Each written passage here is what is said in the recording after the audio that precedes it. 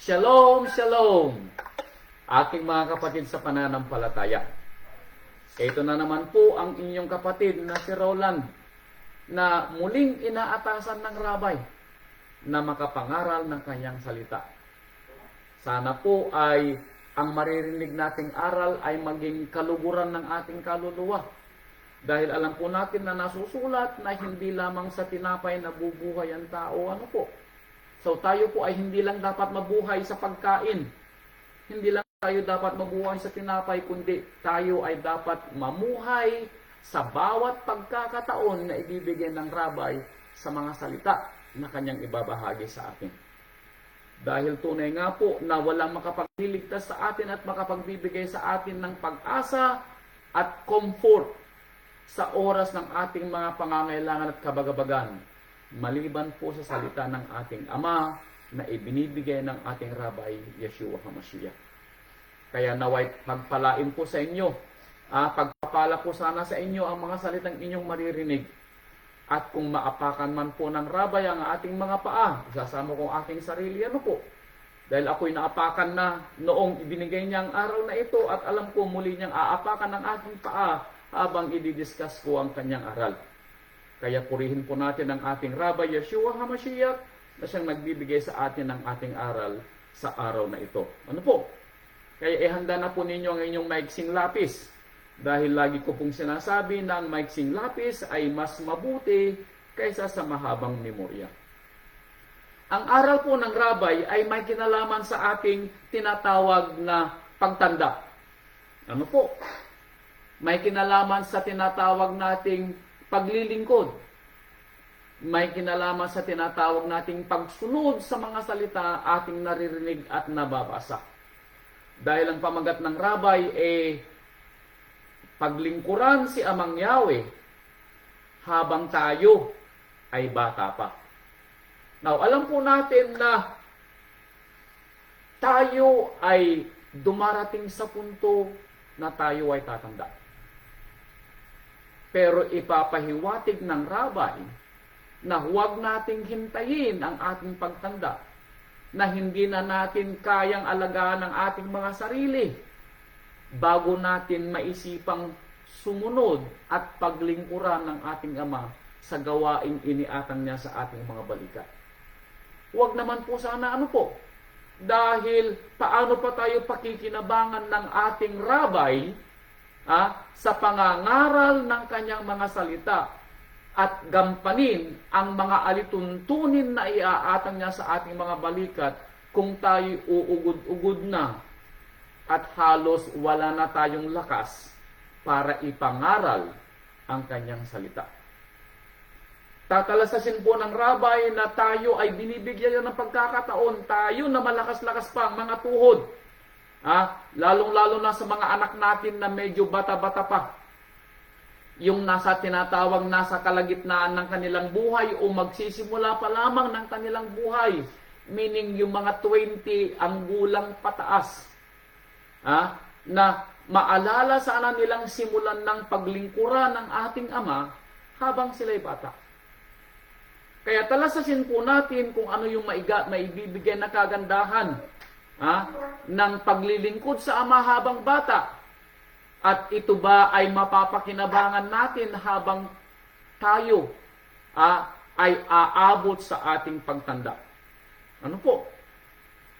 Mas makakalugod kaya sa ating Ama na maalala natin siya sa ating panahon o mas kalulugdan ng Ama na maalala natin siya kapag tayo ay nasa dapit hapon na ng ating buhay?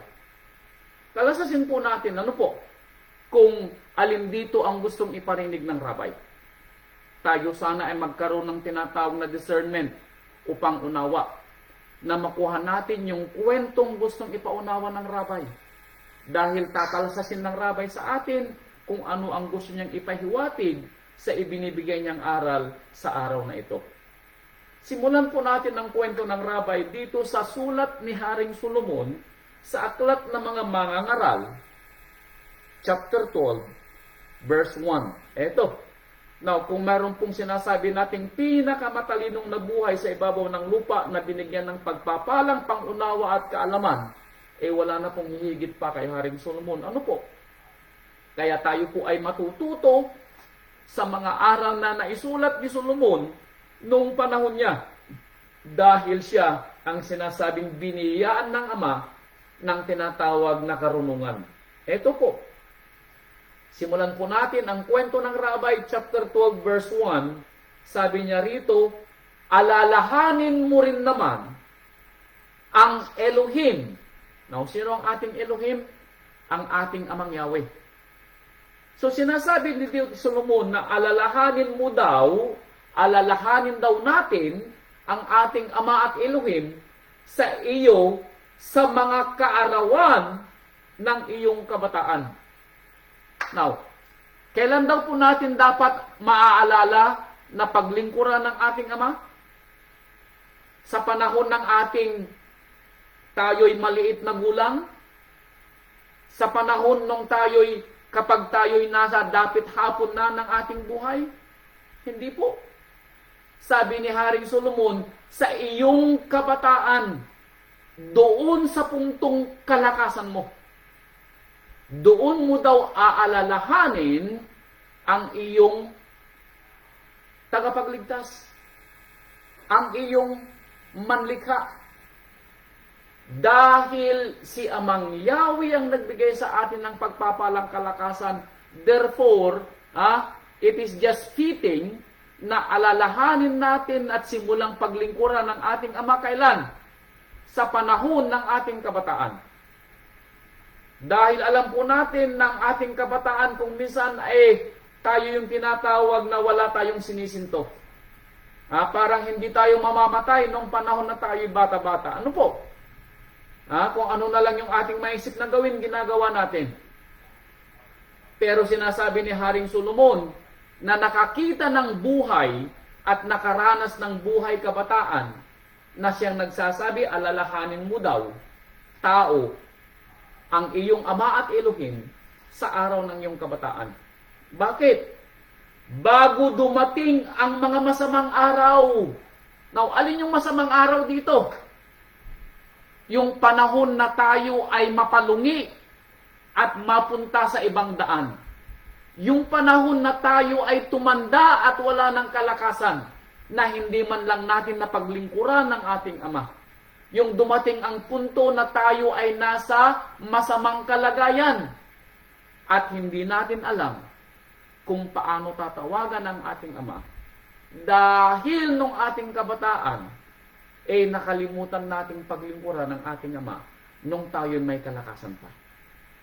Kaya sabi ni Haring Solomon, alalahanin mo, kapatid ko, sabi niya, ang iyong Ama at Elohim sa iyong kabataan bago dumating ang masamang araw at ang mga taon ay lumapit. Bago dumating ang araw, sabi niya, na saka mo lamang maaalala ang iyong Ama at Elohim. Kailan?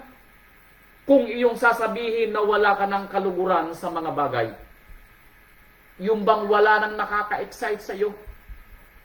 Yung bang parang napagod ka na sa buhay at kung ano na lang ang dumating, yun na lang pagtsatsagaan mo. Kumbaga, hindi ka na excited sa pagganap ng iyong gawaing ibinigay ng Ama dahil nasa sinasabi mong dapit hapon ng buhay. Ito po ay aral na sulat ni Solomon. Ano po? At maaaring ito ay may kinalaman sa buhay ni Solomon.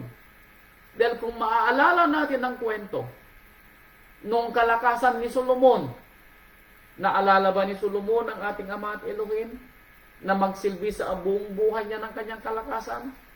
Abay sa kwento po ng buhay niya, hindi. Inubos po niya ang kanyang kabataan sa pag-aasawa ng 1,000 kababaihan. 1,000 woman.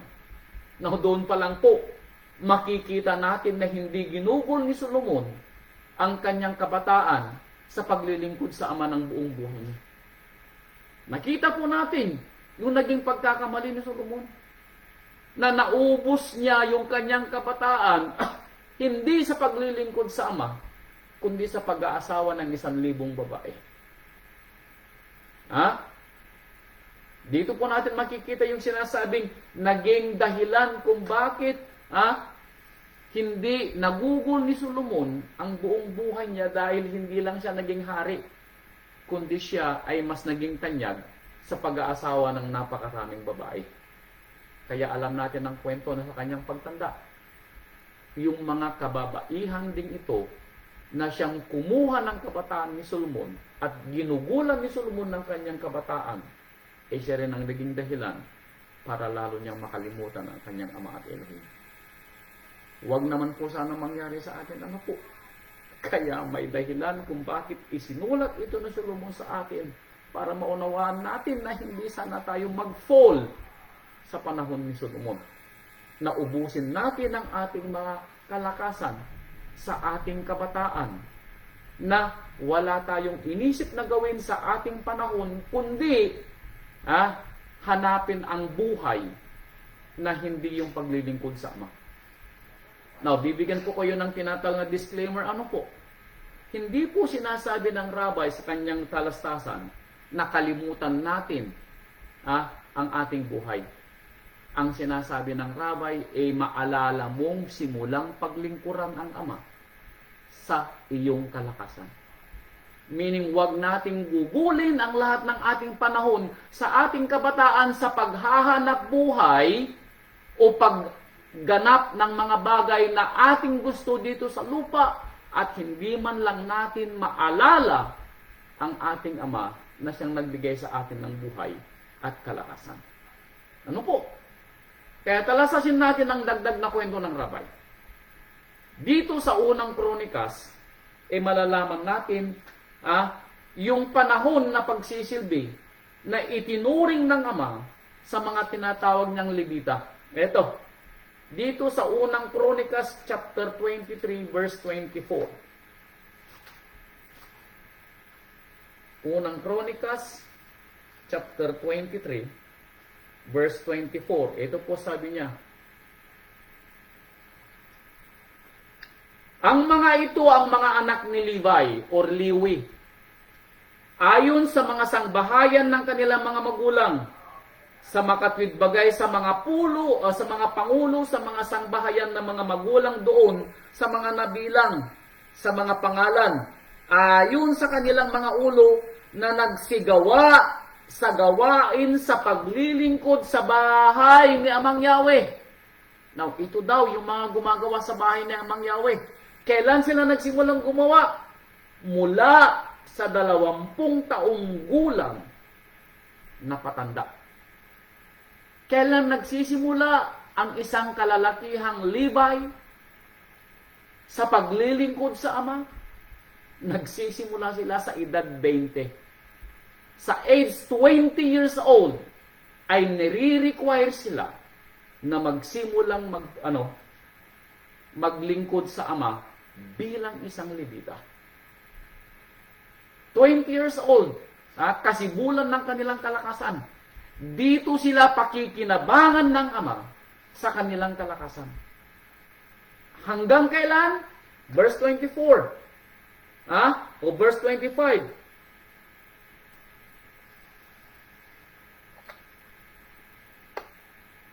23-24. Sabi niya, 20 taong gulang, patanda. So, dito natin makikita, yung kanilang pagsisilbi sa Ama, simula ng 20 years old. At ayon sa ating nabasa, na dagdag na kautusan ay sila'y titigil kapag inabot na nila ang edad 50. So, 30 years silang maglilingkod sa kanilang kalakasan. Edad 20 hanggang sila'y magkaka-50. So, dito po natin makikita yung pinipili ng Ama na kalakasan ng mga taong maglilingkod sa Kanya. Hindi po niya pinipili yung napakabata na hindi maganap ang kanyang kalooban, at hindi naman niya pinipili yung napakatanda na dahil maraming gawain sa isang Levita. So dito po natin mauunawaan na ang paglilingkod sa Ama ay sa panahon ng ating kalakasan. edad 20, sinisimulan na ng Levita ang maglingkod. Sa ating panahon, paano natin ipapaunawa sa ating mga anak kung kailan sila maglilingkod? Sa panahon ba na sila matanda na? At kung hindi natin to ituturo sa ating mga anak sa murang gulang, paano natin sila matuturuan kung sila'y matanda na? Now, alam natin ang kwento na mababasa sa aklat ng Devarim or Deuteronomio, na kung gusto natin na maunawaan ng ating mga anak at mga magiging mga anak ang kwento sa paglilingkod sa ating Ama, nasusulat na tuturuan natin ang ating mga anak sa mga kautusan ng Ama. Kailan? Ito, Deuteronomio chapter 6.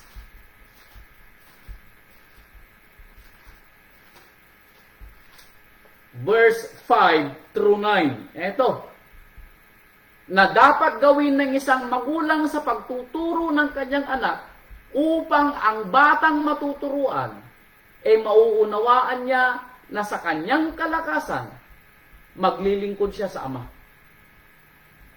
Deuteronomio chapter 6 verse 5 to 9, sabi niya, at iyong iibigin si Amang Yahweh mong Ama ng iyong pag-iisip, ng iyong buong kaluluwa at ng iyong buong lakas. Hindi sinabi dito sa kautusan na paglilingkuran natin sa Amang Yahweh ng ating buong kahinaan kung wala na tayong kalakasan. Na paglilingkuran lang natin si Amang Yahweh kung tayo ay matanda na at hindi na tayo makalakad pa para mangaral. Na paglilingkuran lang natin si Amang Yahweh kung kailan tayo ay uugod-ugod na at halos hindi na makatayo dahil sa ating katandaan. Hindi po tayo tinawag ni Amang Yahweh na maglingkod sa ating panahon ng katandaan. Sabi po niya dito, ng buong lakas. At ano ang ating gagawin sa ating mga anak para maunawaan nila? Turuan natin sila. Kaya sabi niya rito, ituro mo ang mga salitang ito na inuutos ko sa iyo mula sa araw na ito kailan ituturo mong buong sikap sa iyong mga anak. Iyong sasalitain tungkol sa kanila pagka ikaw ay nakaupo sa iyong bahay, pagka ikaw ay lumakad sa daan, pagka ikaw ay nahihiga, pagka ikaw ay bumabangon.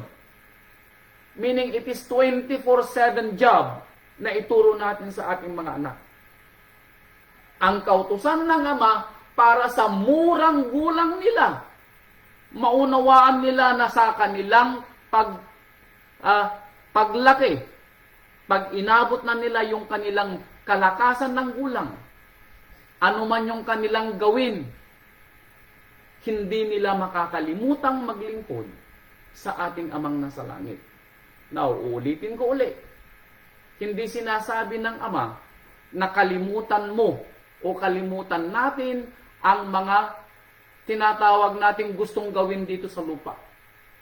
Ang ipinapaunawa ng ating rabay huwag nating kalimutan na isama sa ating gawain ang paglilingkod. Yung ating pag-aaral, huwag nating kalimutan na kasama sa ating pag-aaral ang salitang maalala ang ating Ama. Sa ating paghahanap buhay, huwag nating makalimutan na tayo'y maghanap buhay 24/7. Kundi maalala sana natin na may araw ng pamamahinga. Yun pong pinapaunawa ng rabay. Na huwag nating gugulin ang ating buong kalakasan sa tinatawag nating pamumuhay dito sa lupa. Kundi maalala nating una na ang paglilingkod sa Ama ay nauuna kumpara sa lahat ng ating mga ginagawa. Kaya kung ito'y ating gagawin, nasusulat sa tinatawag nating Kawikaan, chapter 22 verse 6, na kapag itinuro natin sa bata ang dapat niyang daan na dadaanan, kapag itinuro daw natin sa bata ang mga salita ng Ama, kapag ito'y matanda na o nasa huwastong gulang na, hindi niya makakalimutan ang mga aral na iniaral natin sa kanya. At alam ko, paglilingkuran niya ang Ama, pag dumating yung punto na sa kanya ng panahon, i-require na sa kanya na siya'y bibigyan ng ama ng tinatawag na gawain para siya maglingkod sa ikaluluwalhati ng pangalan ng ating amang nasa langit. Kaya kung mapapansin po ninyo, ang ating mga anak natututo. Yung ating anak na si Hendrik sa kanyang kalakasan na nagsisimula sa kanyang kalakasan, siya ay naturingan na youth minister. Nangangaral na po siya. Ganon din ang ating anak na si Natalie na hindi niya nakakalimutan. Gaano man siya kabisi sa kanyang trabaho, hindi niya nakakalimutang magsamba at ipangilin ang araw ng mga piyesta. Ganon din po sana tayo sa ating mga anak. Na habang sila'y nasa kalakasan nila, hindi natin sinasabing tumigil sila sa paghahanap buhay. Hindi natin sinasabi na tumigil sila sa kanilang pag-aaral. Ang sinasabi lang natin ay maunawaan nila na simulan nilang maglingkod sa Ama sa panahon ng kanilang kalakasan na ito'y magiging kasama na sa kanilang pang-araw-araw na buhay. Yun po ang gustong ipaliwanag ng ating Ama. Ano po? Kaya sabi niya dito, chapter 71, verse 17. Psalm chapter 71, verse 17. Ito po sabi niya. Psalm chapter 71, verse 17.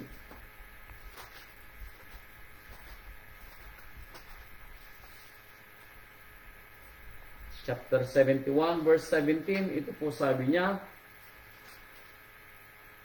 O Ama, iyong tinuruan ako mula sa aking kabataan. Now, ito yung dahilan kung bakit tuturuan natin ang ating mga anak para habang sila'y lumalaki, hindi nila makakalimutan ang aral na narinig nila mula sa Ama.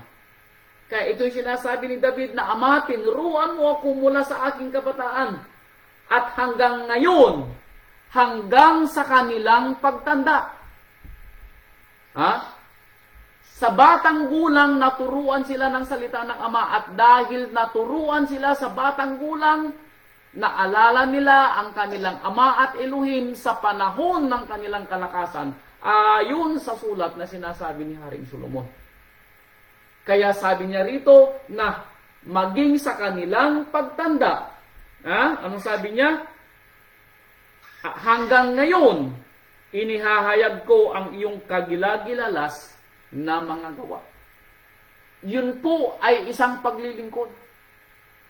Yung maipangalandakan natin ang mga kagilagilalas na gawa ng Ama sa atin.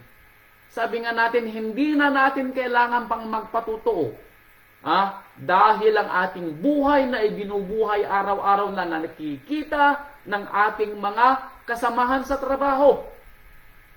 Yung ating mga nakakasalamuha. We are, sabi nga natin, the living testimony ng ating Ama. We are the living word of Father Yah. At sa ating buhay araw-araw, ipinapakita natin kung paano ibubuhay ang salita ng Ama. Yun po ay isa ng ganap na paglilingkod. Hindi na po natin kailangan pang dagdagan ng extra ang mga paglilingkod na ginagawa sa atin kung hindi ito nire-require sa atin ng Ama dahil hindi pa natin panahon. Ang gusto lang ng ating Ama at Rabay ibuhay natin ang kanyang salita ay ito'y isa ng paglilingkod. Ano po? Kaya sabi ni Haring David, magmula pagkabata hanggang sa aking kabataan, naaalala ko ang iyong salita. Ano po? Now, ito ang kwento ng isang binata na hindi inalala ang turo ng kanyang ama sa paglilingkod sa ating Rabay Yeshua HaMashiach at sa ating Amang Yahweh. Ito po ang kwento. Dito sa pangalawang Kronikas, chapter 10. Eto, huwag sanang mangyari sa ating mga anak. Ano po? At huwag sanang mangyari sa atin. Pangalawang Kronikas, chapter 10. Ito yung tinatawag na consequences ng isang kabataan o nasa kanyang tinatawag na kalakasan ng gulang o kalakasan ng panahon na hindi maglilingkod sa ating amang Yahweh.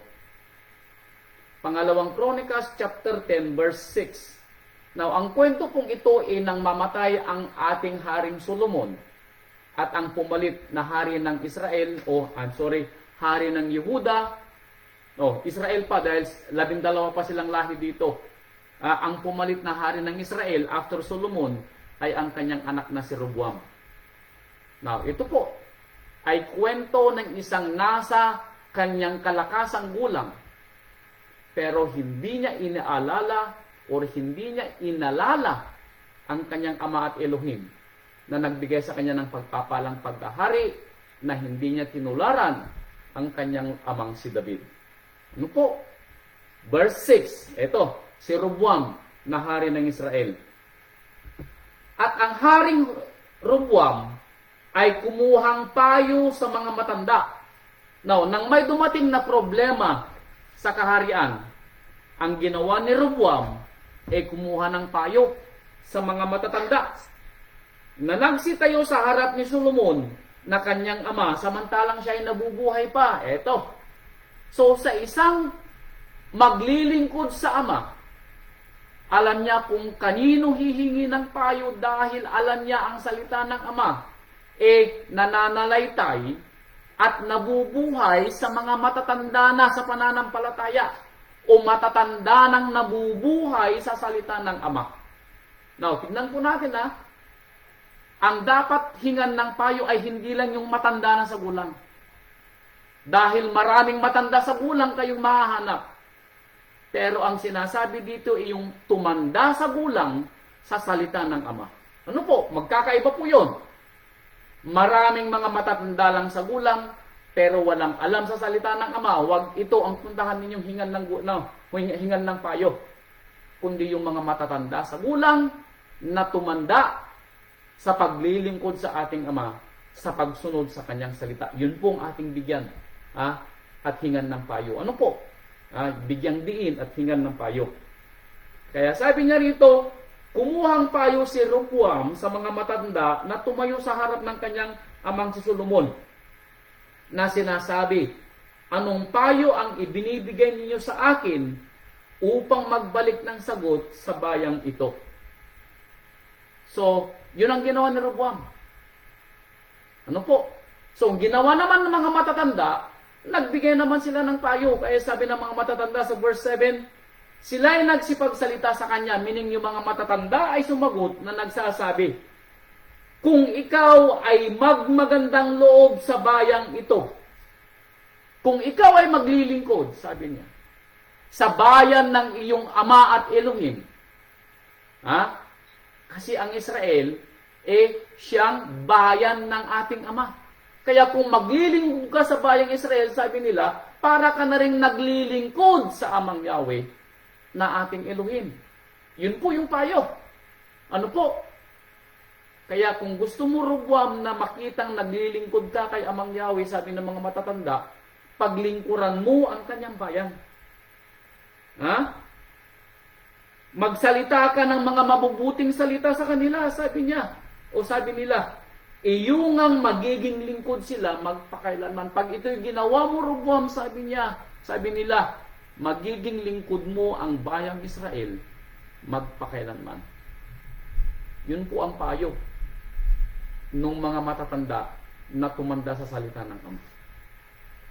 Pero ang tanong, gusto ba ni Roboam na maglingkod sa ating ama sa kanyang panahon ng kalakasan? Dininig ba niya ang payo ng mga matatanda na nakakaalam sa salita ni amang Yahweh? Hindi po. Dahil dito sa verse 8, ito pong ginawa ni Roboam. Ngunit, anong ginawa niya? Iniwan niya ang payo ng mga matatanda na ibinigay sa kanya. Hindi niya sinunod. Ibig sabihin, hindi niya kagustuhan ang maglingkod kay amang Yahweh sa kanyang panahon ng kalakasan. At anong ginawa niya? Humingi siya ng payo sa mga kasing gulang niya na walang alam sa salita ni amang Yahweh. Now, ito po yung nakakatakot. Ano po? Na ito'y nangyayari din sa ating panahon. na sa ating panahon ng kalakasan, nung tayo'y malalakas pa, alam ko yung mga medyo may gulang ng katulad ko, nung tayo po'y malalakas pa, alam po ninyo, katulad ko rin kayo siguro na hindi kayo humihingi ng payo sa mga matatanda. Bakit? Dahil alam natin na sila matatanda na yun ang ating pangunawa. Kaya ating sinusundan at hinihingi ng payo yung mga kasing gulang natin na pareho nating walang alam. Kaya at the end of the day, marami sa atin ang napalungi sa buhay dahil sa maling payo na ating hiningi sa ating mga kasing gulang. At ito ang nangyari kay Haring Roboam dahil wala sa puso niya ang paglingkuran ng ating Ama at Elohim na siya maglilingkod sa bayan ng Ama. So ito po yung napapala ng isang taong nasa kalakasan ng kanyang buhay pero wala sa puso niya ang maglingkod sa ating Ama. Anong nangyari? Dininig ni Roboam ang payo ng kanyang mga kasinggulang at siya'y napalungi. Dahil sa kanyang pagsunod, dito naging dahilan ang paghiwalay ng 12 lahi. Kailan nangyari? Sa panahon ni Roboam. Dahil sa kanyang hindi lingkod o yung kanyang pagtanggi na paglingkuran ng ating Ama sa pamamagitan ng paglilingkod niya sa kanyang bayan. So dito po natin mapapansin mga kapatid ko, ng ating mga gawain ibinibigay ng Ama, kung minsan hindi ito direktang may kinalaman sa kanya. Pero kung bibigyan natin ng pangunawa, ang ginagawa pala natin na ipinapagawa ng Ama, one way or the other, para na rin itong paglilingkod. Ano po? Kaya talasasin po natin.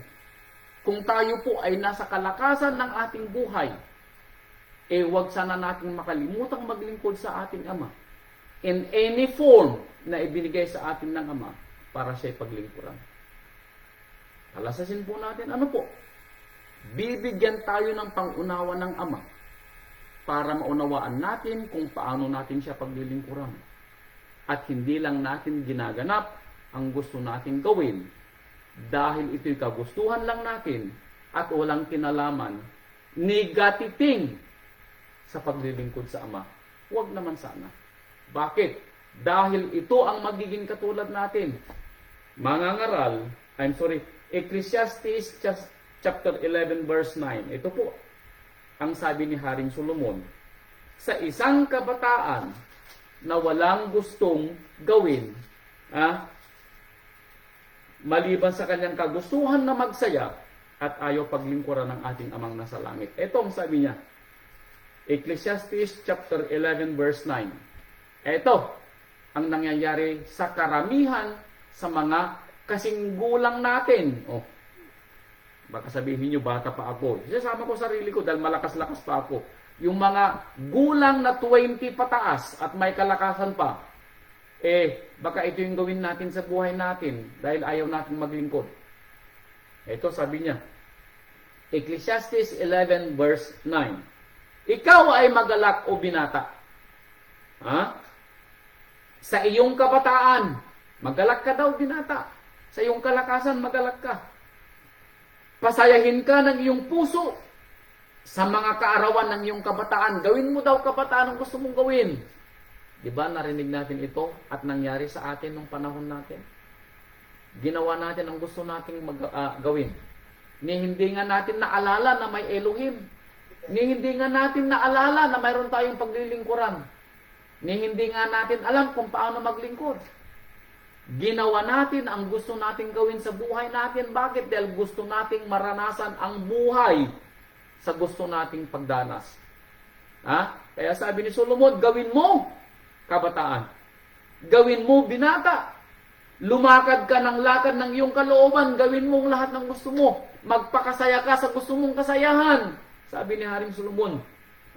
Ganapin mo at gawin mo sa paningin ng iyong mga mata. Diba? Nangyari ito sa buhay natin. Tataas kong kamay ko. Nangyari ito sa buhay natin na wala tayong inaalala kundi sarili natin.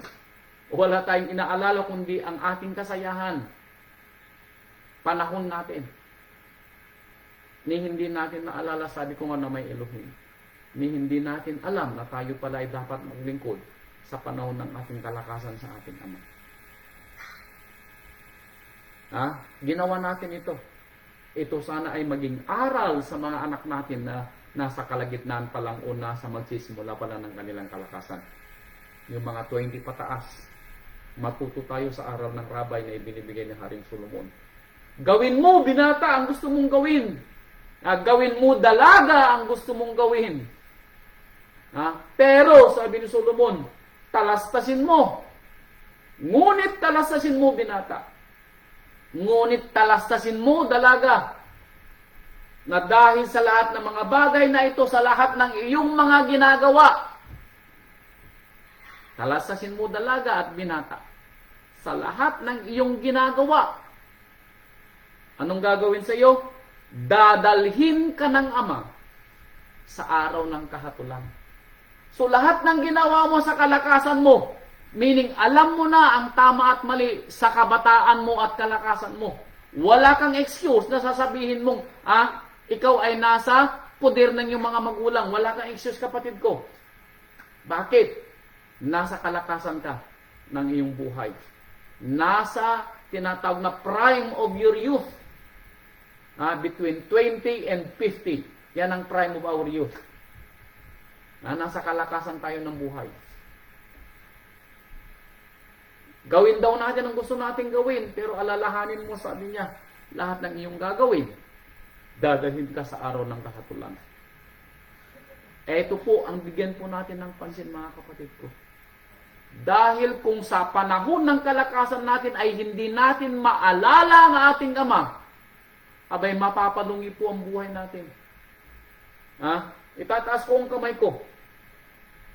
Dahil ako mismo ang nagsabi sa sarili ko na kulang ako sa tinatawag na paglilingkod sa Ama nung panahon ko. Sabi ko nga, nung dumating ako dito sa Amerika, maswerte na pag maalala ko si Amang Yahweh once a week kapag araw lang ng Sabado. Naging busy din ako sa paghahanap buhay, sa kagustuhan ko na makaipon para sa aming mga anak. Itataas ko kamay ko. Saka ko lang maaalala na may Biblia kapag araw ng Sabado. Saka ko lang maaalala na may Elohim kapag araw ng Sabado. Pero Lunes hanggang Biyernes, wala akong iniisip kundi maghanap buhay. Dumating sa punto na napagod ang katawan ko, doon ko palang naalala na pwede pala akong tumawag sa aking Ama at Elohim, na siyang tutulong sa akin kung paano ako makapaglilingkod sa Kanya, at the same time, magagawa ko rin ang aking obligasyon bilang Ama sa aming mga anak. Dumating po yung punto na ako'y napagod. Maaaring kagustuhan ng Ama na maramdaman ko yung pagod ko. Dahil alam ko sa sarili ko, marami akong pagkukulang sa paglilingkod. Kaya hiniling ko sa Ama, natanggalin niya yung burden sa akin na ako'y makapaghanap buhay. Matustusan ko ang pag-aaral ng aming mga anak, pero hindi pala akong tutustos sa pag-aaral ng aming mga anak. Siya pala ang tutustos sa pag-aaral ng aming mga anak, at ako ay tatanggalin niya sa burden dahil may ibibigay pala siyang gawaing paglilingkod. Hindi ko po alam yon.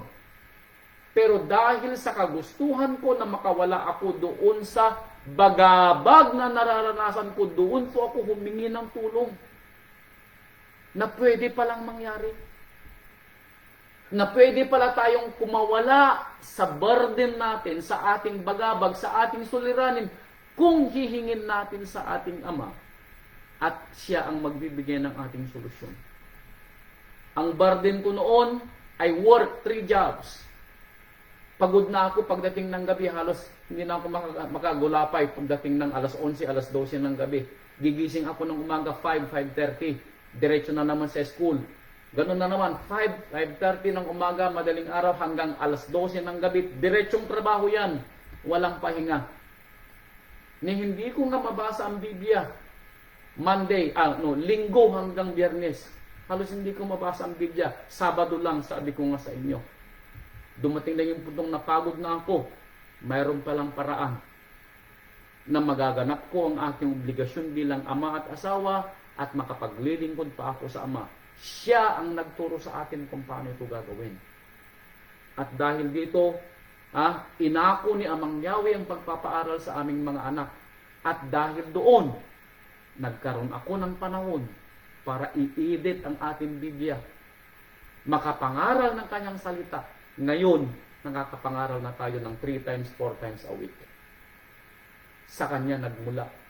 Now, masasabi ko sa sarili ko kahit papaano, naglilingkod na ako sa Ama. See? Ayaw kong mangyari sa akin, ayaw kong mangyari sa inyo yung naranasan ko na mararanasan ninyo ang pagod dahil sa kagustuhan natin na magampanan ng ating tungkulin bilang mga magulang sa ating mga anak. Pero nakakalimutan naman natin ang maglingkod sa ating Ama. Samantalang yun ang una nating dapat isipin bago ang lahat. Kaya nga sinasabi kanina sa Deuteronomio, maglingkod ka, mahalin mo si Amang Yahweh ng buong puso, buong lakas at buong kaluluwa. Paano mo gagawin kung pagod ka na sa kaiisip at pagod ka na at latanan yung katawan? Paano mo pagsisilbihan si Amang Yahweh kung wala kang panahon sa loob ng isang araw ni magbasa man ng Biblia? Tanong po natin sa ating sarili, ano po? Kung ito po'y nangyayari sa ating panahon din, hindi po tayo naglilingkod kay Amang Yahweh. Alam po ninyo, hindi ko alam kung nasabi ko na sa inyo, nung panahon ni Pastor Isaac na nangangaral kung paano maglingkod kay Amang Yahweh, lagi kong ibinabalibag sa kanya, sa aking sarili. Buti ikaw, Pastor, sabi ko, natapos ka na sa gawain mo, sa obligasyon mo sa iyong mga anak. Ako hindi pa. Ang lagi kong sinasabi ay pray, maunawaan ako ni Amang Yahweh. Pero hindi pala ganun ang dapat ang sagot. Dahil the moment na sinasabi ko pala yun, I know I am guilty. Dahil alam ko sa sarili ko, nagkukulang ako sa paglilingkod. And I praise Father Yah dahil binigyan niya ko ng pagkakataon na itama ang aking pagkakamali. Kaya mga kapatid ko, ihingi po, anuman po yung inyong bumabagabag sa inyo na nakakabalakid sa inyo, para maglingkod kay Amang Yahweh. Itanong po ninyo sa inyong sarili. Kapag sa loob ng isang araw, wala kayong man lang panahon para maalala si Amang Yahweh. Wala man lang kayong panahon para mag-pray. Wala man lang kayong panahon para magbasa ng Biblia. Wala man lang kayong panahon para pasalamatan si Amang Yahweh. Then, kapatid ko, nagkukulang ka sa paglilingkod. Kung ang iniisip mo lang sa buong maghapon ay kumita ng pera para sa iyong mga anak, kulang ka sa paglilingkod. Opo. Tandaan mo, kapatid ko, huwag mong ubusin ang iyong kalakasan sa paglilingkod mo sa iyong mga anak dahil hindi mo madadala ang paglilingkod mo sa iyong anak sa araw ng iyong paghapon. Ano po? Hahatulan tayo ng salita ng Ama. Hindi sa kung gaano karaming pera ang naibigay nating tulong sa ating mga anak at sa ating mga apo. Hindi po ganun ang hatol. Ano po? Kaya huwag niyong ubusin ang inyong sarili, mga kapatid ko. Kayong mga magulang, huwag niyong ubusin ang inyong panahon sa pagsisilbi sa inyong mga mahal sa buhay at nakakalimutan niyo ang pagsisilbi kay Amang Yahweh. Now, hindi ko sinasabi na kalimutan natin ang ating mga mahal sa buhay. Ang sinasabi ko, alalahanin natin munang higit kung paano maglingkod sa Ama. Then, sa kadaragdag ang paglilingkod sa ating mga mahal sa buhay. Yun po ang gusto ipaabot ng Kabri. Ano po? Kaya sabi niya, young man, sabi niya, dalaga, binata, ubusin mo ang kalakasan mo. Pero alalahanin mo sa iyong pagtanda, sa araw ng paghatol, nakasulat lahat ng ginawa mo. Ano po? Kaya sabi niya dito sa Psalm chapter 88 verse 15, mga awit chapter 88 verse 15. Ito ang mangyayari sa atin kapag tayo ay nagugulang ating panahon sa ating buhay, sa ating pansarili, sa ating mga mahal sa buhay na hindi natin inaalala si Amang Yahweh. Ito, Psalm chapter 88 verse 15. Ito po sabi niya, ako'y nadadalamhati at handang mamatay mula sa aking kabataan. Now, yung mga ginawa daw natin nung panahon na tayo kalakasan, at the end of the day, magsasuffer tayo. Physically and mentally distressed, physically and mentally exhausted. Tama po yun. Now, ang tanong, pag dumating yung punto na napagod ka sa iyong paghahanap buhay, napagod ka sa iyong paglulong sa iyong kabataan, pag dumating yung puntong nagkasakit ka, tumanda ka, kanino tayo tatawag? Maaalala mo ba yung iyong lumikha na hindi mo naalala nung panahon na nasa kalakasan mo? Yun po yung tanong. At ang mas malaking katanungan, didinggin kaya ni Amang Yahweh ang ating daing at dalamhati noong panahon na tayo mangangailangan, samantalang hindi natin siya nakilala o hindi man lang natin siya naalala nung panahon na tayo'y malakas? Yan pong itanong natin sa ating sarili, ano po? Dahil ngayon na nasa kalakasan natin, baka hindi man lang natin naaalala ang ating Ama. Baka inilalagay lang natin sa isang tabi at sinasabi natin, diyan ka muna, Amang Yahweh, hindi pa kita kailangan. Ang tanong, pag ganun po ang ating sinasabi, sasagot kaya si Amang Yahweh pag dumating yung punto na tayo tatawag na sa Kanya?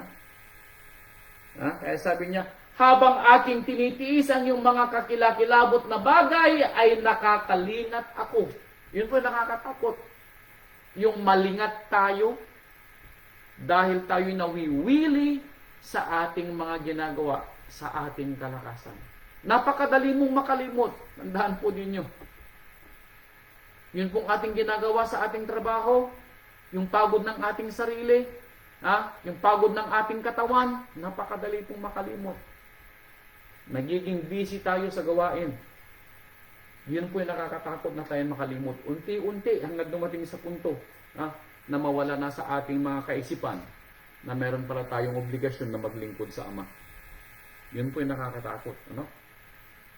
Now, ang tanong, okay lang sana kung magaya natin si Haring David ng kanyang sabihin sa Awit chapter 119.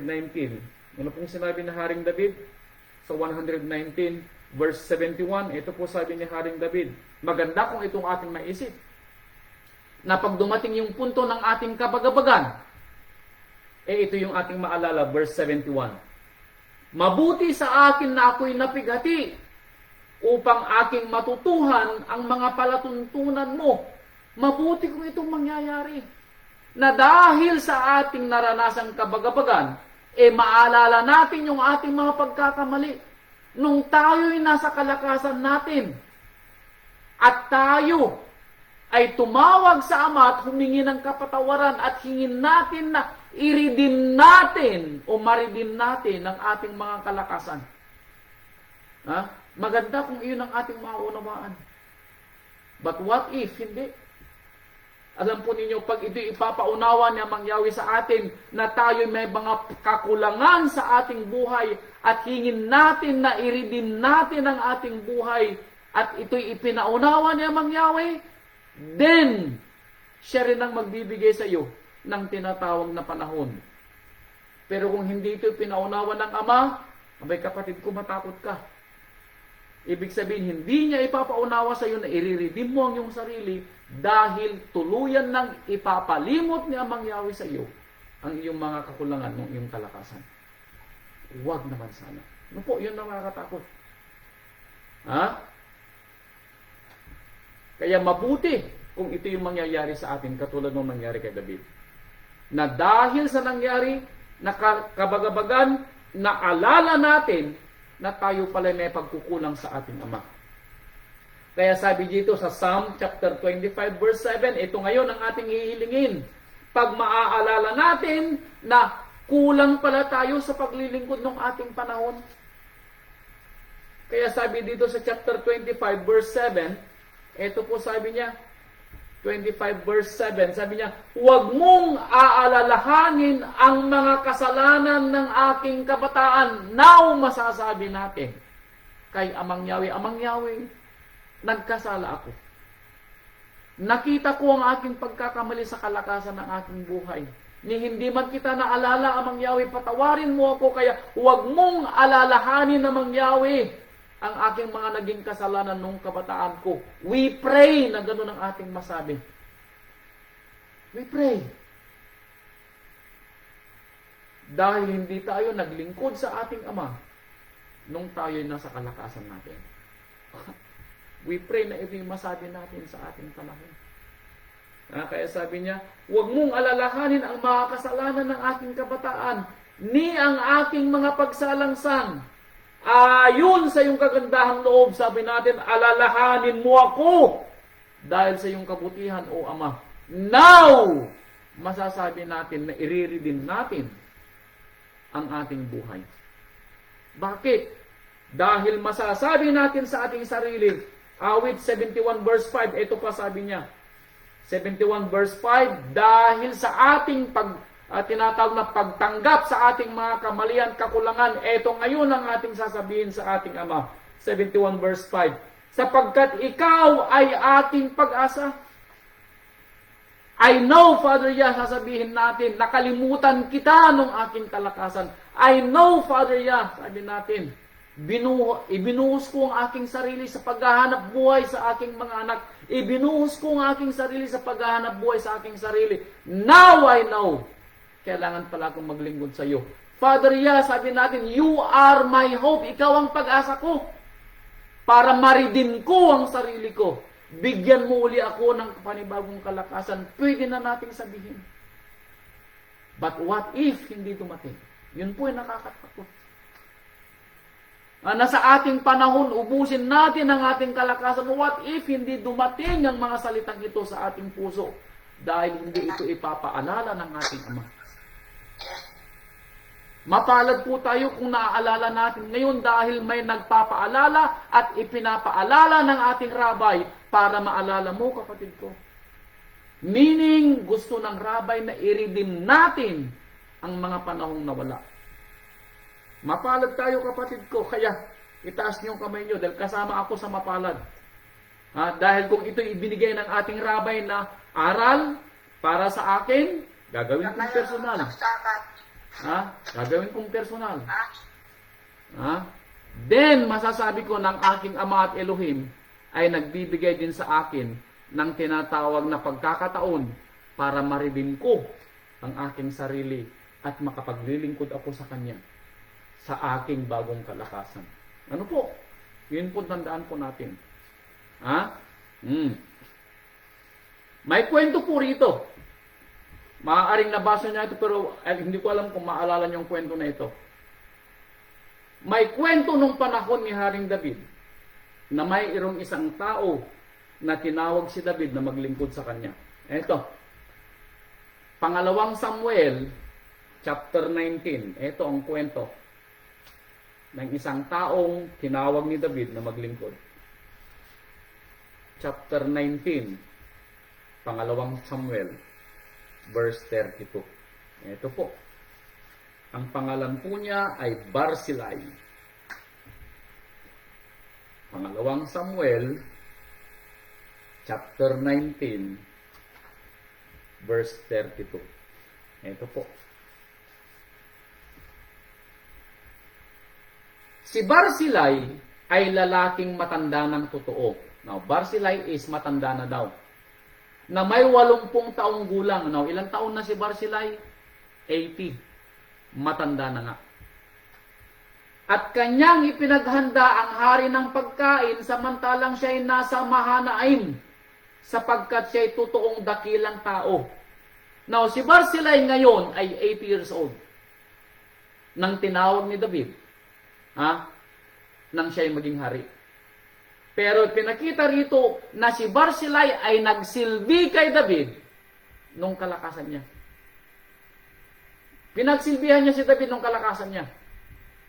Kaya nang ma-redeem ni David yung kanyang paghahari, kinukumbida ngayon ni David si Barzillai.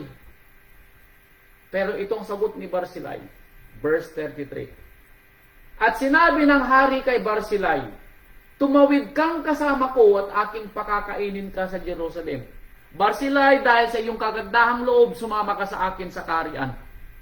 At pakakainin kita kung ano man yung ating kakainin sa aking kaharian sa Jerusalem. Yun po yung Request ni David. Pero ito po yung salita ni Barzillai. Tandaan, bigyan po natin ng pansin. Ito pong sabi ni Barzillai, verse 34. Sinabi ni Barzillai sa hari, gaano na lamang ang mga araw ng mga taon ng aking buhay, mahal na hari. Mahal na hari, hindi na ako magtatagal. Aahon pa ako sa Jerusalem na kasama ng hari. Aahon pa ba akong kasama mo, mahal na hari? Ako sa araw na ito'y may 80 taon na. I'm 80 years old, mahal na hari, sabi niya. Makakapansin pa ba ako ng mabuti at masama? Malalasahan pa ba ng iyong lingkod ang kanyang kinakain at iniinom? Maririnig ko pa ba ang tinig ng mga awit na lalaki at babae? Bakit pa nga magiging isang pasan ang iyong lingkod sa aking mahal na hari? Anong sabi ni Barzillai? Mahal na hari, matanda na ako. Hindi ko na malalasahan ang mga pagkain masasarap. Hindi ko na maririnig pa ang tinig ng mga awit. Ito yung sinasabi ni Haring Solomon sa Ecclesiastes chapter 12 verse 1, pag dumating na yung kasakunaan, pag dumating na yung masasamang panahon, meaning yung matanda ka na hindi mo na malalasahan ni mabigyan ng pagkakataon yung mga magagandang tamasahin sa buhay. Anong sabi ni Barzillai? Mahal na hari, hindi mo na ako pakikinabangan. Ako yung magiging pabigat na lamang. See that? Ako yung magiging pabigat na lamang, sabi ni Barzillai. Ang iyong lingkod ay yayaon na lamang ng kaunti sa tako roon ng hardin na kasama ng hari. Bakit gagantihan ako ng hari ng ganyang gantimpala? Huwag mo na akong isama, mahal na hari. Sabi niya, hindi mo na ako pakikinabangan dahil ako'y matanda na. Now, ito din ba ay mangyayari sa ating panahon? Na maaalala natin ang ating Ama sa ating dapit hapon ng buhay, pakikinabangan pa ba tayo ng Ama? Mismong si Barzillai nagsabi, Amang hari, mahal na hari, hindi mo na ako pakikinabangan. Ako'y magiging balakid mo na, magiging pabigat sa iyong kaharian, hindi mo na ako pakikinabangan. At ang sabi ni Barzillai, ngunit narito ang iyong lingkod na si Chinam, meaning mayroon siyang apo. Si Chinam ay apo ni Barzillai na nasa kalakasan. Kunin mo si Chinam na kapalit ko at bayaan siyang tumawid na kasama ng aking mahal na hari at gawin mo sa kanya kung anong mabubutihin mo. Si Chinam, mahal na hari, ay bata pa. Then, pakikinabangan mo. Parang yun ang sinabi ni Barzillai. Pero ako, mahal na hari, matanda na. Hindi mo na ako pakikinabangan. Now, ito rin ba ay isasagot natin sa ating Ama? Pag dumating yung punto na tayo matanda na at maalala natin ang ating Ama, sasabihin natin, Amang Yahweh, narito ako para maglingkod sa iyo. Sasabihin natin kung tayo matanda na.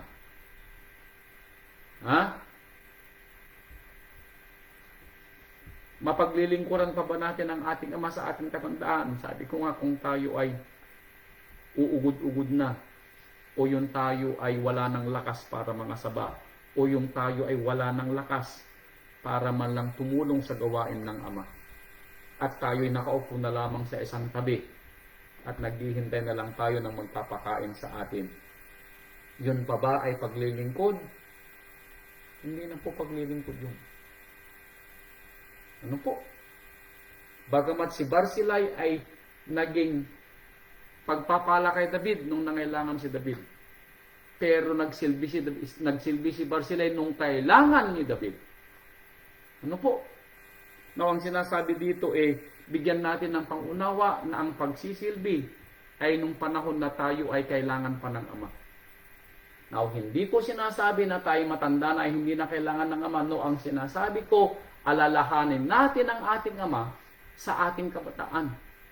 Dahil ang pagpapala ng Ama ay magsisimula sa ating kabataan, sa araw ng ating paglilingkod, at ito'y hindi matatapos hanggat tayo narito sa lupa. Ipapaunawa po yan ng Ama.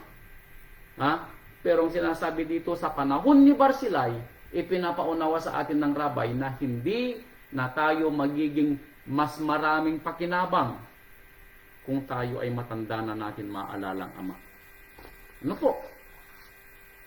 Ang ibig kong sabihin habang tayo ay bata pa, magsimula na tayong maglingkod. Huwag nating hintayin yung huling araw ng ating buhay bago tayo maglingkod. Yun ang kwentong gustong iparating ng rabay. Ano po? Kaya sabi niya dito sa Salmo chapter 89 verse 47. Ito. Salmo 89 verse 47. Psalm 89 verse 47. Ito ang sabi dito sa aklat ng mga awit. O alalahanin mo kung gaano kaikli ang aking panahon. Now, sinong nagsasalita dito? Ang gumawa ng awit, nagsasalita siya sa Ama na maikli lang ang aking panahon dito sa lupa. Meaning, alam niya na mamamatay siya. Now, ang tanong, hindi natin alam kung kailan tayo mamamatay. Kailan tayo magsisilbi sa Ama? Alam ba natin na mayroon pa tayong dagdag na araw bukas? At sinasabi natin sa ating sarili, pag medyo matanda na ako, saka na ako magsisilbi. Sasabihin ba natin sa ating sarili, pag nakaipon na ako ng kalahating milyon sa bangko at mayroon ng pampaaral ang aking anak, saka na ako magsisilbi kay Amang Yahweh? Now, what if kung hindi dumating yung araw na yaon? Anong gagawin natin? Mababayaran ba ng ating naipon na pagpapaaral sa ating mga anak yung panahon na ginugol natin sa kanila at hindi tayo nakapagsilbi kay Amang Yahweh? Yun po yung nakakatakot na isipin. Ano po? Nahihingin natin sa ating Ama. Sabi ko nga, ganun ang aking hinihiling noon nung nagsisermon si Pastor Isaac tungkol sa mga ganitong mga bagay. Hinihiling ko kay Amang Yahweh noon, Amang Yahweh, bigyan mo ako ng pagkakataon balang araw na mapagsilbihan kita. Yun pong sinasabi ko noon. Hinihiling ko uli ngayon, sabi ko, Amang Yahweh, sabi ko, 4 na taon pa, sabi ko kay Amang Yahweh, pagdamutan mo ako ng 4 na taon pa na ako'y makapagtrabaho dito sa Amerika, sabi ko, then, sabi ko, uuwi na ako sa bansang Pilipinas. Yun ang hinihiling ko kay Amang Yahweh. Pero si Amang Yahweh lamang makapagsasabi kung bibigyan ko ng pagkakataon ng hindi. But I pray na mangyari sa aking buhay. Kaya sabi niya, alalahanin mo kung gaano kaikli ang aking panahon. Sa anong pagkawalang kabuluhan nilalang mo ang lahat ng mga anak ng mga tao? Sa anong sabi niya, sa anong pagkawalang kabuluhan? For what reason nilalang mo ang tao? Ituloy ba para sa walang kabuluhan? Ano bang dahilan, sabi ng ating mga awit? Bakit mo nilikha ang tao? Dahil ba sa panahong gusto lang nilang gumawa ng walang kabuluhan? Ano ba ang reason ng Ama bakit nilikha niya ang tao? Para gawin ba natin ang ating gusto sa walang kabuluhan? Pag sinabing walang kabuluhan, lahat ng ginawa natin dito sa lupa at the end of the day ay susunugin sa apoy. Walang matitira. That is the meaning of walang kabuluhan. Dahil ang mananatili lamang po dito sa ibabaw ng lupa ay ang salita ng Ama. At yun ang magiging basihan ng Ama kung tayo ay bibigyan niya ng buhay walang hanggan sa araw ng paghuhukom. Yun po yung magiging basihan niya. Kaya ang tanong dito, ginawa ba tayo, tao, para gumawa ng walang kabuluhan? Or maaalala natin ang sinabi uli ni Haring Solomon na ang tangi na dahilan kung bakit nilikha ang tao ay matakot sa Ama at sundin ang kanyang mga utos. Ecclesiastes chapter 12 verse 13. Hindi ba gano'n ang sinabi ni Haring Solomon? Pero bakit ipinagpipilitan natin tao na gawin ang gusto nating gawin na walang kabuluhan? And then mag-i-expect tayo at the end of the day na tayo bibiyayaan ng Ama ng buhay na walang hanggan. Bay kapatid, kung mali ang pangunawa na ibinigay, na ibinigay mo sa iyong sarili na pangunawa. Hindi po gano'n ang gustong ipaunawa ng Ama. Ano po? Kaya hindi natatapos o hindi Nakakalimot ang ating rabay na magbigay ng aral para maunawaan natin ang kanyang mga salita. Kaya sabi niya, alalahanin mo ang aking mga araw na maigsi, sabi niya. 48. Sinong tao ang mabubuhay at hindi makakakita ng kamatayan? Sino daw tao na buhay na hindi makakakita ng kamatayan? Lahat tayo mamamatay. Pero ang tanong, nahusto ba natin ang ating paglilingkod sa Ama? O hindi man lang natin siya naalala? Huwag naman sana. Ano po? Ha? Huwag naman sana. Kaya sabi dito sa Ezekiel chapter 16, eto, ang matakot tayo sa sinasabi ng Ama kay Ezekiel. Ezekiel chapter 16 verse 43.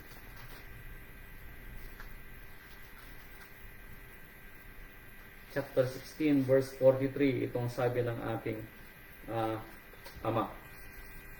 16 verse 43. Sapagkat hindi mo naalala ang mga kaarawan ng iyong kabataan. Ito, nakakatakot. Kanina sabi ni Haring Solomon, tao, alalahanin mo ang iyong Ama at Elohim sa araw ng iyong kabataan. Ngayon, sabi naman ng ating Ama, dahil hindi mo naalala ang mga kaarawan ng iyong kabataan. Meaning, hindi mo naalala na ako'y paglingkuran sa araw ng iyong kalakasan. Anong gagawin niya? Kundi ako'y pinapag-init mo sa lahat ng mga bagay na ito, kundi kinalimutan mo ako. Gumawa ka lang ng walang kabuluhan ni hindi mo ako naalala. Yun pong sinasabi ni Amang Yahweh dito. Kay Propeta Ezekiel na sabi niya sa bayang Israel. Kaya't narito, sabi ni Amang Yahweh, akin namang pararatingin ang iyong lakad sa iyong ulo. Kung ano ang itinanim mo, sabi ni Amang Yahweh, ibabayad ko sa iyo. Ibabalik ko sa iyo. Gumawa ka ng walang kabuluhan nung kalakasan mo at kabataan mo, magbabalik din ako sa iyo ng walang kabuluhan. Parang gano'n na sinasabi ni Amang Yahweh. Kung anong ginawa mo, sabi niya, ibabalik ko sa iyong ulo, sabi ni Amang Yahweh Elohim. At hindi ka nagagawa ng kahalayang ito na higit kaysa lahat ng iyong mga kasuklam-suklam. Hindi ko aalalahanin ang iyong mga ginawa dahil ang lahat ng ginawa mo ay mga kasuklam-suklam sa akin, meaning walang kabuluhan. Lahat ng iyong ginawa ng iyong kabataan. Yun po yung nakakatakot. Na hindi natin maalala ang ating Ama sa ating kalakasan dahil baka at the end of the day, hindi niya tayo bibigyan ng pagkakataon, maalala natin siya. Yun po yung nakakatakot. Kaya habang may panahon po, naririnig po natin ang aral ng Rabay, alalahanin natin ang ating Ama na paglingkuran sa panahon ng ating kabataan. Kaya sabi dito sa aklat ng mga awit, chapter 71, ito, dapat ang ating masabi, na maalala natin ang ating Ama, simulan natin gawin ang obligasyon natin na siya ay paglingkuran habang tayo nasa kalakasan. Chapter 71 verse 9. Huwag mo akong itakwil sa katandaan. See? Kapag inaalala natin ang ating Ama sa panahon ng ating kalakasan, then pwede nating sabihin na kapag tayo umabot sa ating katandaan, mayroon na tayong isisermon sa Ama. Mayroon tayong ipapaliwanag sa Ama. Maalala nyo si Hezekiah? Nang sinabi ni Hezekiah nang sinabi ni Amang Yahweh na mamamatay na si Hezekiah, anong sabi ni Hezekiah kay Amang Yahweh? Amang Yahweh, sabi niya, alalahanin mo ang aking mga ginawa ayon sa iyong napakatakilang pangalan. Alalahanin mo ang aking mga ginawa para sa ikaluluwalhati ng iyong pangalan. Yun ang sinabi ni Hezekiah. Dahil nung panahon ni Hezekiah, nakalakasan niya, pinaglingkuran niya si Amang Yahweh.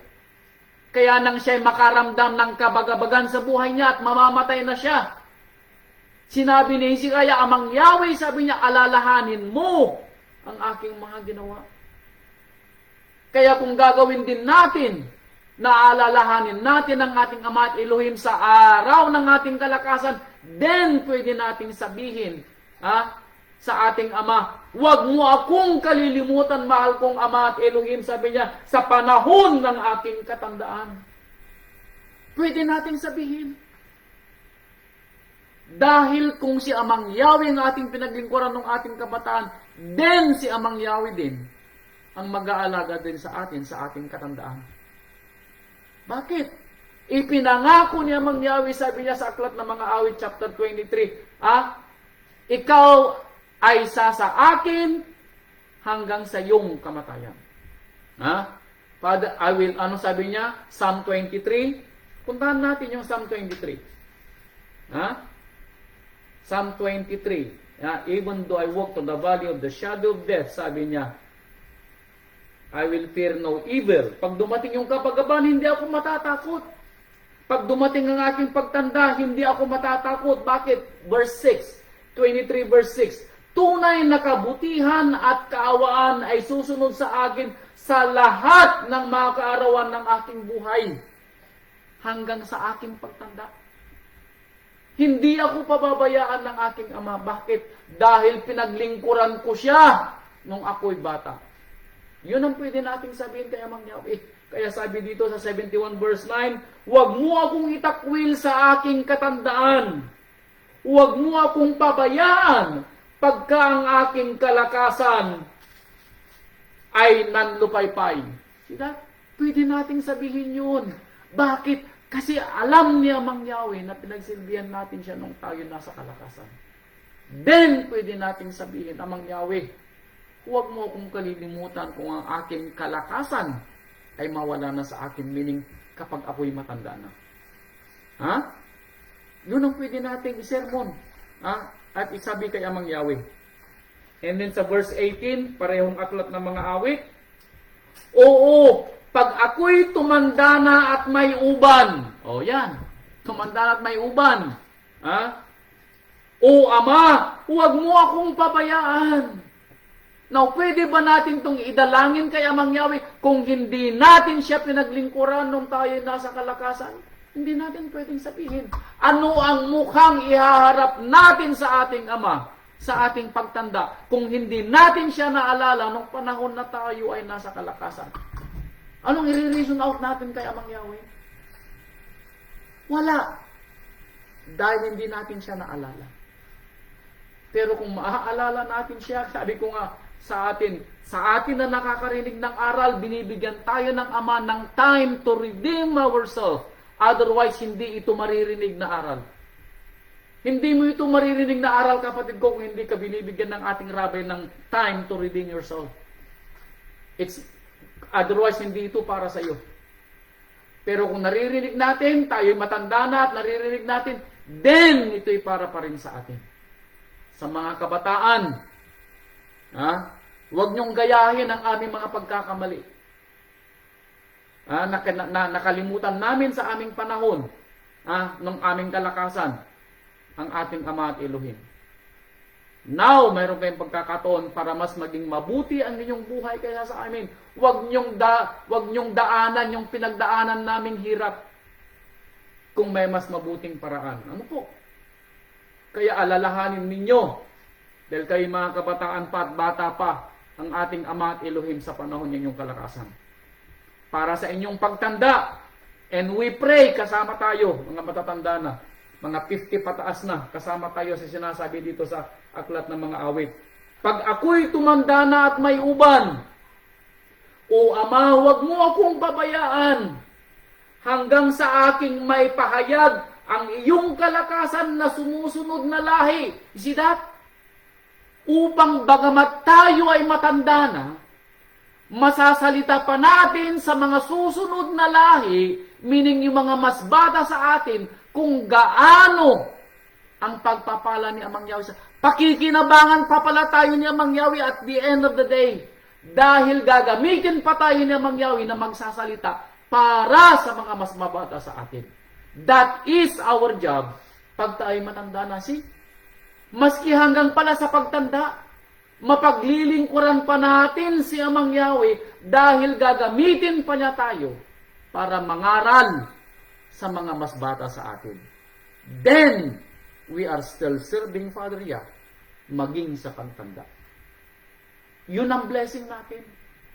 Kung inalala natin ang ating Ama at Elohim sa araw ng ating kalakasan para hanggang sa ating pagtanda, bibigyan pa rin tayo ng ating Ama at Elohim ng pagkakataon na mapaglingkuran pa rin siya. Aralan ang mga susunod na lahi. That is our job.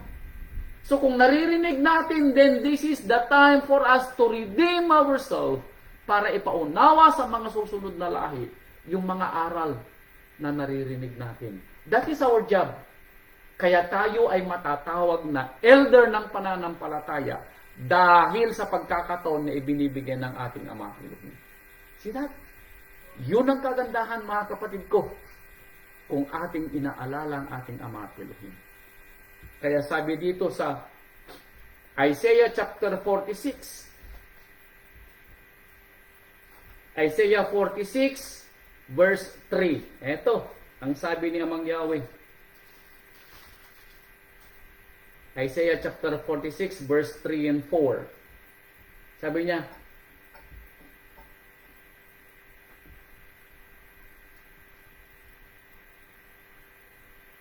chapter 46 verse 3 and 4.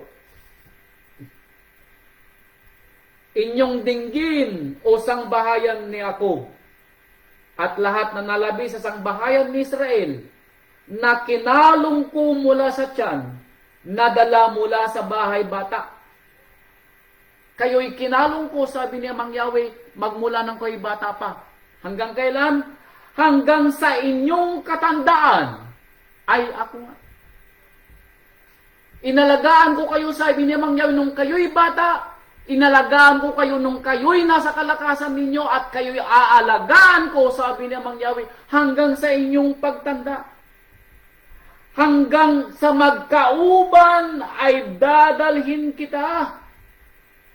Aking ginawa at aking dadalhin. Oo, aking dadalhin at aking ililigtas. Hanggang kailan? Hanggang sa tayo'y magkauban. Hanggang tayo'y tumanda. Hindi tayo pababayaan ng ating Ama. Siya ang ating tagapagligtas nung tayo nasa kalakasan at siya ang ating tagapagligtas hanggang sa ating pagtanda. Kaya mga kapatid ko, alalahanin natin ang ating Ama at Elohim sa ating kabataan. Upang hanggang sa ating pagtanda ay alalahanin din niya tayo. At tayo ay magiging katulong pa rin niya, magiging lingkod niya sa paglilingkod at pangangaral ng kanyang salita. Mga kapatid ko, ito po ang aral ng Rabay. Na kung ito yung naririnig po natin, tayo ay binibigyan pagkakataon ng Rabay na maglingkod sa kanya. Sa mga ating mga anak na nasa kanilang gulang, tandaan ninyo, ang aral ng Rabay, huwag niyong gayahin ang mga naranasan namin sa buhay na naubos yung aming mga panahon sa mga walang kabuluhan. Pasalamat kami sa Rabay at Ama na kami binibigyan nila ng pagkakataon na mairidim ang aming buhay. Kayo naman, habang kayo ay nasa inyong kalakasan, simulan na ninyo na paglingkuran ng ating Ama. Uulitin ko, hindi sinasabi ng Rabay na talikuran ninyo ang inyong mga gawain, ang inyong mga trabaho, ang inyong mga ginagawa para maglingkod sa Kanya. Ano man ang inyong ginagawa, kung ibinubuhay ninyo ang salita ng Ama, ginagawa ninyong huwaran ang inyong mga buhay at sarili sa mga inyong nakakasalamuha, ibinubuhay ninyo ang Kanyang salita, inaalala ninyo ang araw ng pagsamba, inaalala ninyo ang Kanyang mga salita, naaalala nyo si Amang Yahweh. Nagtratrabaho kayo at meron kayong alam na paglilingkod. Hindi nyo nakakalimutan ang mga aral ng Ama. Hindi nyo nakakalimutan ang kanyang mga gawain at piyesta. Then kayo naglilingkod.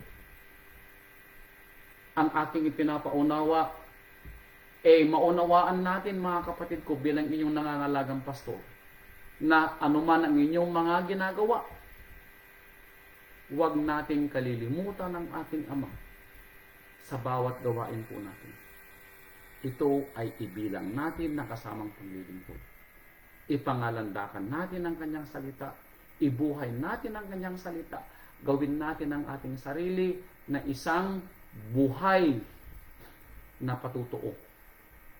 At ito ang gustong ipaunawa ng Rabay sa kanyang aral sa araw na ito. Na alalahanin natin ang ating Ama at paglingkuran natin siya sa araw ng ating kabataan. At upang maski tayo'y tumanda na at magkauban, tayo ay hindi pa rin niya pababayaan. Hallelujah. Ito po ang aral ng Rabay, mga kapatid, at salamat po sa inyong lahat. Naway ito po'y nakapagpadagdag ng ating pangunawa at lalong nagpatibay ng ating mga pananampalataya. Salamat po sa inyong lahat, mga kapatid ko. Mabuhay po ang ating Rabay Yeshua HaMashiach. Pagpalain po sana kayong lahat ng ating Amang Yahweh at dakilain po nating lalo ang ating Ama at Elohim at purihin ang kanyang napakadakilang pangalan. Hallelujah. Salamat po sa inyong lahat, mga kapatid. Hallelujah. At magandang gabi po. Hallelujah. Hallelujah po.